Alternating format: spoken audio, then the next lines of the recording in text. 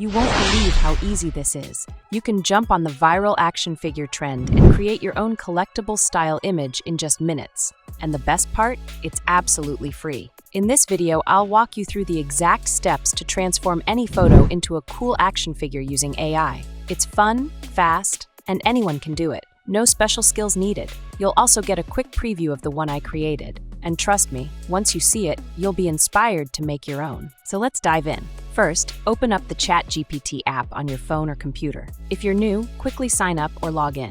Once you're in, tap Continue and hit the plus icon to start a new chat. Now, upload the photo you want to turn into an action figure. Here I'm using a photo of Miss Beast as an example, but you can choose any photo you like, even your own. Wait a moment while it finishes uploading. Next, scroll to the description of this video. I've added a custom prompt just for you. Take a screenshot or copy that prompt, then paste it into the chat.